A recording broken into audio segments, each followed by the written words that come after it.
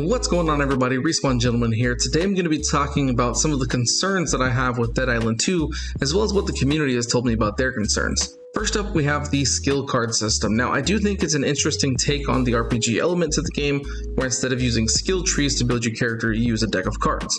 I've seen lots of comments from people concerned that this will make it feel like the character choice doesn't really matter, since anyone can use any skill card with the exception of the innate skills that I talked about in the character reveal video, which I'll have linked in the description below. Another thing I see a lot is that people are thinking that it may be similar to the Back 4 Blood card system, which was not the best, to be honest. This system has the potential to be a nice addition to the game and make it fun with the different combos you can have, but at the same time it could turn people off from the game entirely. Next, I want to talk about the characters themselves. Now, this kind of piggybacks off of what I just talked about.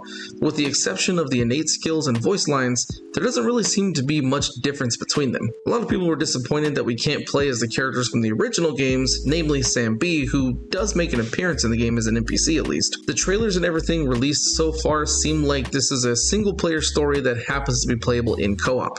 I really hope that the other characters at least show up in cutscenes, because if they don't, then the different characters really don't matter. Another concern I have is the location. Now, I know the map is going to feature several different areas in LA, but with IGN's final preview, we learned that it's not a fully open world.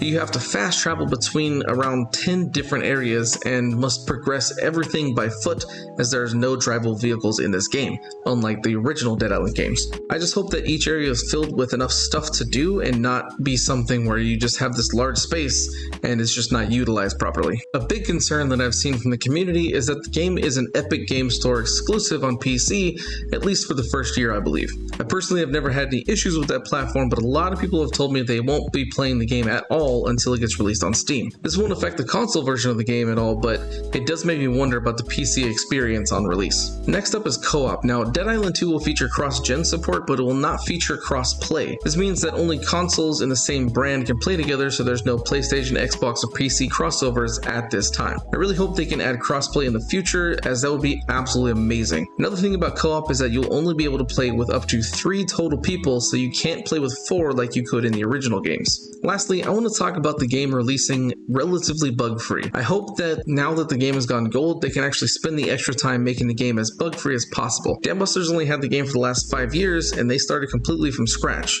Now, this is normal development time for games, but the trend for the last several years in gaming seems to have been get a game out as quickly as possible and let the community fix it, or slowly fix it until it's where it's supposed to be. I really hope that Dead Island 2 is in a good state when it launches, with plenty of content for those who will finish the game within the first couple of days. With all that being said, I am still really excited to play this game. I'm ready to slay a lot of zombies and find all the things there are to find in the game. But let me know what concerns you have for the game, or if you're also super excited to jump into it on April 21st. If you enjoyed this video and you want to see more Dead Island content, make sure to like and subscribe.